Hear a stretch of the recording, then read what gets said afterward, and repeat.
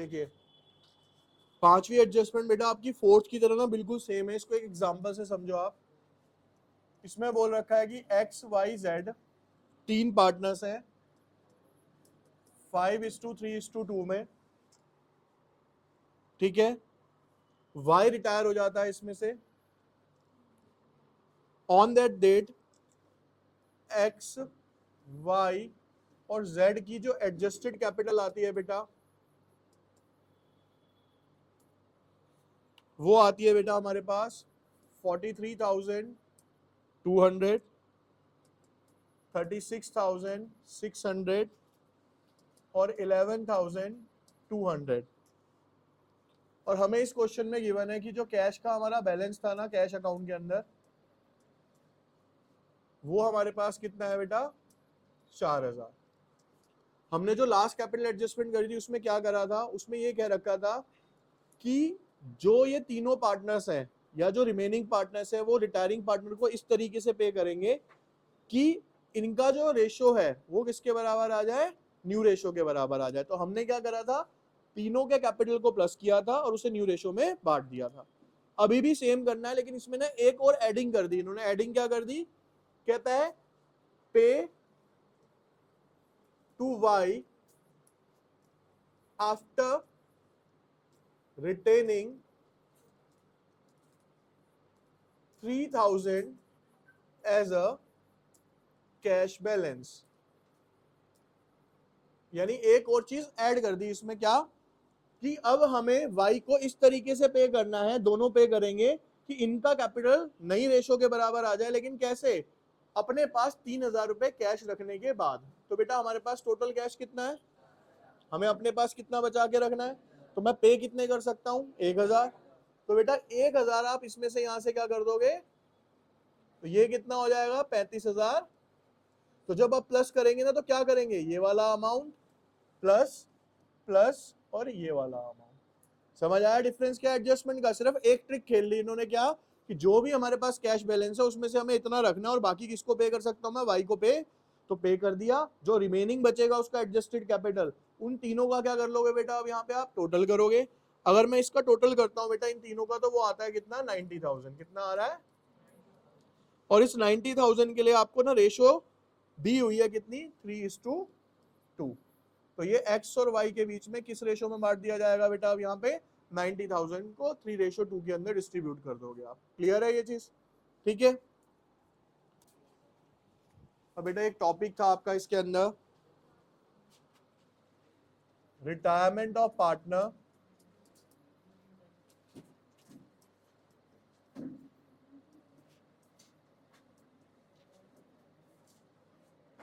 During the year.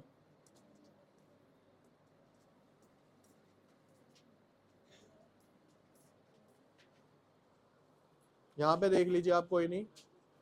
देखो बेटा basically इसमें क्या बताया गया है कि पार्टनर जो है ना, अभी तक हम ये पढ़ते आ रहे हैं 31 मार्च को रिटायर हो रहा है, तो हम उसकी बेस पे क्वेश्चन कर रहे हैं। अब क्वेश्चन ये आता है कि इन केस मान लो कि जो पार्टनर है वो ईयर के बीच में ही कहीं पे रिटायरमेंट ले लेता है, कभी कभी होता है, लेकिन अगर ले लेता है तो क्या होगा, ठीक है।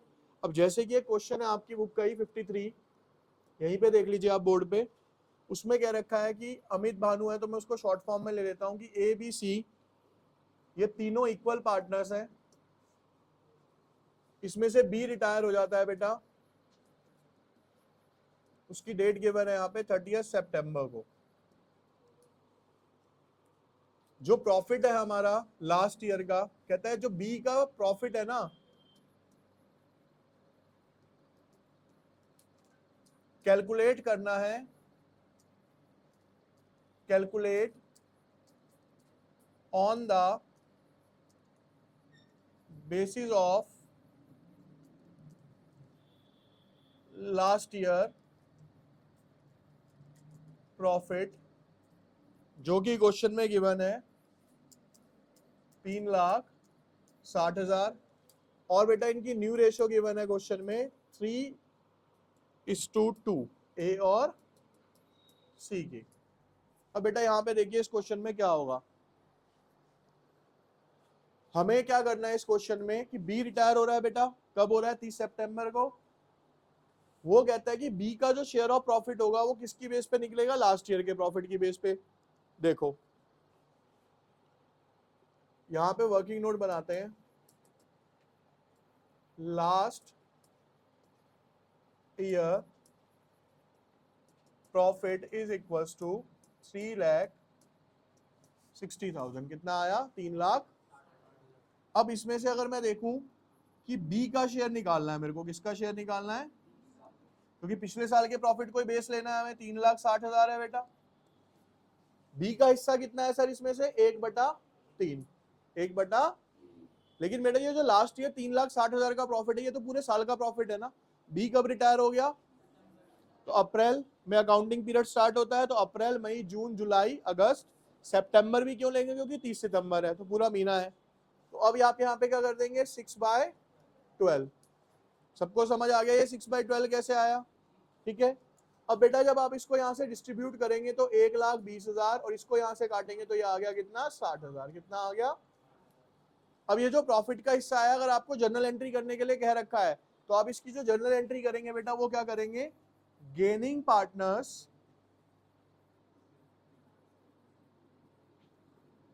Capital account debited to retiring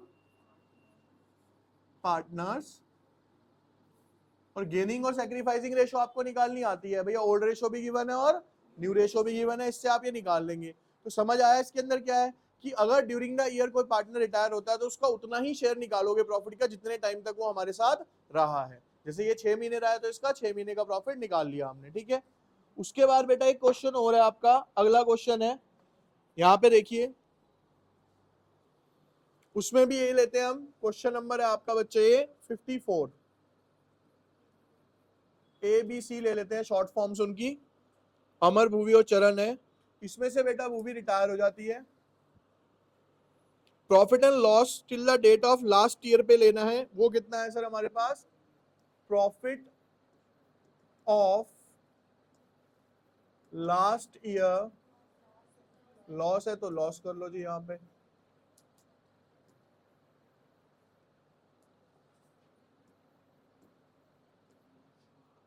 वो कितना है सर हमारा यहाँ पे? 1,00,000।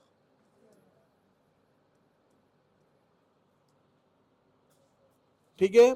Profit sharing ratio between Amar does not change. New profit sharing ratio जो है वो कितनी है? 3:2। तो बेसिकली आप पहले ना बस इसमें क्या निकाल लो, भूवी जो रिटायर हुई है बेटा, वो ये भी कितने को हुई है? 30 सितंबर को हुई है। कब रिटायर हुई है ये? तो बेटा सिंपल सा है फिर से सर, 1,80,000 टोटल प्रॉफिट है, उसमें से भूवी का शेयर क्या है? दोबारा से क्या दिया हुआ इन्होंने? इक्वल। तो यानी कितना हो गया सर? 1/3। और कितने महीने के लिए हो गया सर? तो इसे करेंगे तो कितना आएगा? 60,000। और इसको काटेंगे तो ये कितना आ जाएगा सर? 30,000। तो आप आंसर देखोगे नीचे यही आ रहा है, इसका आंसर कितना आ गया आपका यहाँ पे? 30,000। क्लियर है ये सबको? ठीक है।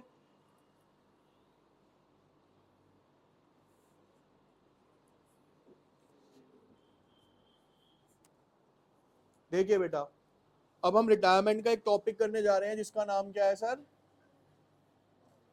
लोन अकाउंट कैसे बनेगा इसमें। ठीक है। अब इसको ना मैं बहुत शॉर्ट में लिख देता हूं कि बेटा एक्स, वाई और जेड तीन पार्टनर्स हैं, तीनों की रेशियो है 3:2:1। इसमें से बेटा जेड जो है वो रिटायर हो जाता है,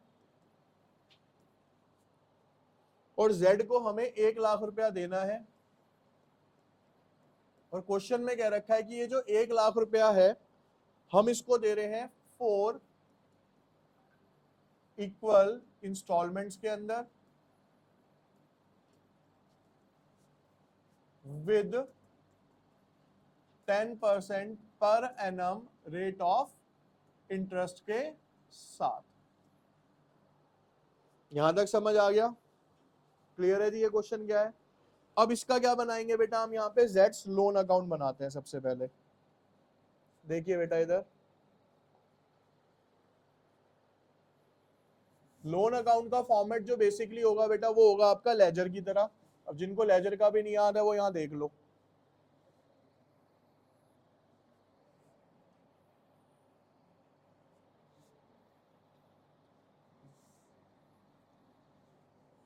देखिए date particular amount, date particular amount, credit debit जेड्स लोन अकाउंट। सबसे बेटा पहले ना इसमें एक चीज जो सबसे ज्यादा मैटर करेगी कि ये जो लोन का बैलेंस दिया हुआ है कौन सी डेट पे दिया हुआ है। ये दिया हुआ है बेटा 31 मार्च, सॉरी ये रिटायर कब हुआ है 1 अप्रैल 2020 को, और ये बोला है कि इक्वल इंस्टॉलमेंट में देना है और हर इंस्टॉलमेंट कब जाएगी हमारी 31 मार्च को जाएगी। कब जाएगी 31। अब यहाँ पे बेस देखते रहना मैं स्टेप बाय स्टेप क्या कर रहा हूँ। सबसे पहले ना हमें दो तीन चीजें समझनी है। सबसे पहला ईयर कौन सा है सर हमारा यहाँ पे 2020। 1 अप्रैल को उसका बैलेंस कितना गिवन है सर यहाँ पे 1 लाख। किस चीज का बैलेंस है, अकाउंट क्या बना रहे हैं सर हम लोन। लोन का नेचर क्या होता है सर लायबिलिटी। क्या नेचर है लायबिलिटी का। जो बैलेंस आता है बेटा वो हमेशा कहाँ पे ब्रॉट डाउन किया जाता है क्रेडिट साइड में। और अगर ये भी नहीं समझ आता तो देखो यहाँ पे ध्यान से, जब मैं पार्टनर्स कैपिटल अकाउंट बनाता हूँ, मान लो मैंने जेड का अकाउंट बनाया, तो इसका जो बैलेंस बचता है वो कौन सी साइड बचता है सर डेबिट साइड में। और ये आपको पता है डेबिट की चीज कहाँ पे जाती है हमेशा, ये आपको रटने वाला तरीका बता रखा है, लेकिन लॉजिकल क्या है सर, क्योंकि वो लायबिलिटी और लायबिलिटी का बैलेंस कहाँ पे आएगा क्रेडिट साइड आएगा। अब 1 अप्रैल को बाय जेड्स कैपिटल अकाउंट, भाई आया कहां से ये कैपिटल अकाउंट। अब यहाँ पे स्टूडेंट के मार्क्स कहाँ पे कटे ये समझना। एक बच्चा लिख के आता है बाय जेड्स लोन अकाउंट, क्योंकि सर हम लोन का अकाउंट बना रहे थे। भैया जिसका अकाउंट बना रहे हो उसमें उसके नाम से तो कभी एंट्री हो ही नहीं सकती। जेड का ही लोन अकाउंट बना रहे हो उसमें एंट्री भी जेड लोन से कर रहे हो कभी भी नहीं होगी। आ कहां से रहा है सर ये पैसा कैपिटल अकाउंट से आ रहा है। कितने रुपए आए सर 1 लाख रुपए आ गया, यहां तक क्लियर। अब बेटा मेरे को पेमेंट कब करनी है इसको 31 मार्च को करनी है। कब करनी है 1 लाख की ये अमाउंट निकाल लेना। 4 इक्वल इंस्टॉलमेंट है तो हर एक इंस्टॉलमेंट कितने की होगी सर। अब ये जो इंस्टॉलमेंट है ठीक है ये कहां से जाएगी हमारे प्रिंसिपल अमाउंट से। कहां से जाएगी, और इंटरेस्ट आपको बताइए देते हैं। अब मेरी बात ध्यान से सुनना जो यहां निकाल रहा हूं, 2021 को 31 मार्च को मेरे को इसको पेमेंट करनी है टू बैंक अकाउंट। किससे करूंगा, एंट्री क्या हुई भाई जेड लोन अकाउंट क्या हो रहा है सर डेबिट। क्यों, क्योंकि इसको मैं पेमेंट कर रहा हूं। किसकी कर रहा हूं सर ईएमआई पे कर रहा हूं। भाई मैंने उसे कहा कि 1 लाख रुपए आपको 4 इक्वल इंस्टॉलमेंट में दे दूंगा। इंस्टॉलमेंट्स कैसे जाएंगे देखना बेटा। भाई पहली इंस्टॉलमेंट का प्रिंसिपल अमाउंट कितना है सर, कितना है 25,000। सबको क्लियर है। अमाउंट कितना ड्यू है उसका, उस पर इंटरेस्ट कितना देना है पूरे साल का 1 लाख का 10% कितना होगा सर, यानी सर 25,000 तो हो गया प्रिंसिपल प्लस 10,000 रुपए का इसके ऊपर क्या देना है मुझे, तो ये हो गया प्रिंसिपल प्लस इंटरेस्ट। तो टोटल पैसे कितने दे दिए मैंने सर यहाँ पे, कितने दे दिए। लेकिन यहाँ पे बेटा 2021 के अंदर 31 मार्च को पहले आपको यहाँ लिखना पड़ेगा बाय इंटरेस्ट अकाउंट। किस पे निकाला आपने ये 1 लाख का 10% कितना आया सर यहाँ पे ये। अब आप कहोगे सर ये एंट्री क्यों कर रहे हो, बेटा हमेशा अकाउंटिंग का रूल है आपको पता है 11 से कि पहले हर चीज को क्या करा जाता है ड्यू करा जाता है। भाई सीधा पे थोड़ी होगा, पहले 31 मार्च को क्या होगा वो इंटरेस्ट ड्यू होगा फिर पेमेंट होगी उसकी, है ना। तो अब आपने जब यहाँ पेमेंट करी यहाँ टोटल कितना था सर मेरे पास 1 लाख। अब जिसको यहाँ कोई भी इफ एंड बट रह गई होगी अगली एंट्री में क्लियर करता हूं उसका। 31 मार्च को फिर से आपने यहाँ पे क्या लिखा सर टू बैलेंस सीडी। क्या लिखा टू बैलेंस 1,10,000 में से 35,000 माइनस कर दोगे तो बचेगा 75,000। कितना बचेगा। अब आप प्रैक्टिकली लॉजिक लगाओ 1 लाख में से आपने कितनी ईएमआई पे करी, एक कितने की करी, बचना भी कितना चाहिए था, बच रहा है आपके पास क्योंकि इंटरेस्ट ड्यू करके हमने वो पे कर दिया। अब आगे समझो इसको 1 लाख। अब अकाउंट कब स्टार्ट होगा सर 2021 1 अप्रैल क्या करूंगा सर, इस पूरे बैलेंस को यहाँ पे ब्रॉट डाउन करेंगे, क्या करेंगे, 2 बाय बैलेंस, कितना बचा है सर बैलेंस, 7,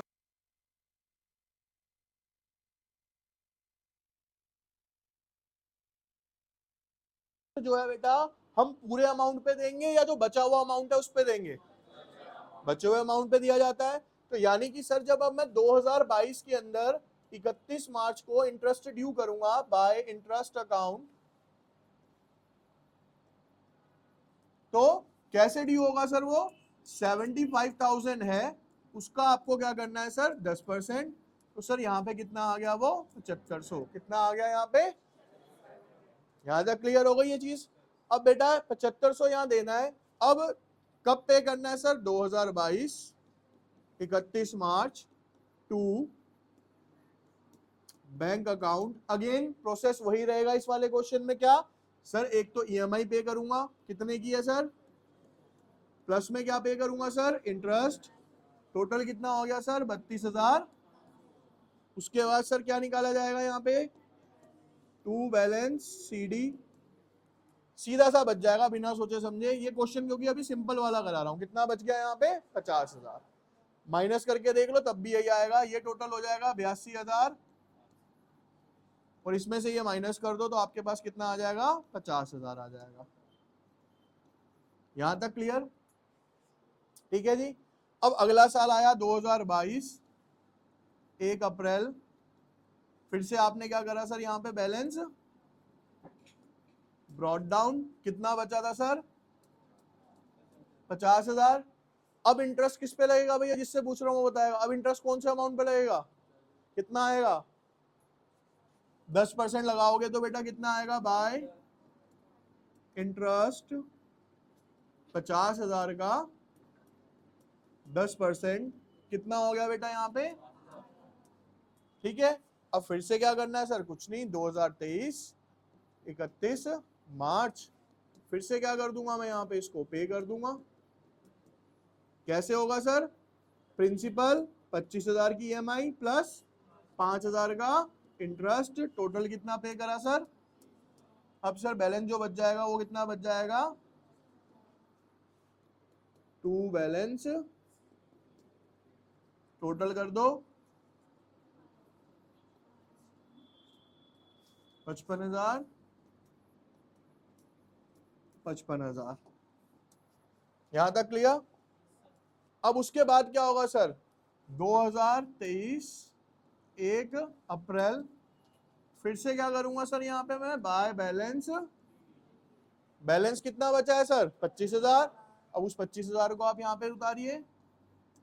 अब सर फिर से क्या होगा, 2024 के अंदर 31 मार्च को क्या हो जाएगा, इंटरेस्ट ड्यू होगा, कितना होगा सर 25,000 का 2,500 रुपए, है ना। और अब फिर पेमेंट क्या होगी सर, 2023-24 को 31 मार्च टू बैंक अकाउंट। इसका आंसर भी अपने आप पता चल जाएगा आपको भैया, ईएमआई कितनी है, इंटरेस्ट कितना है, टोटल कितना हुआ 27,000, और उधर का टोटल भी कितना है 27,000। बेटा जब हमने सारी ईएमआई विद इंटरेस्ट पे कर दी तो क्या कोई बैलेंस बचेगा, तो इसलिए अकाउंट क्या हो गया आपका, यहाँ पे आके क्लोज हो गया ऑटोमेटिकली।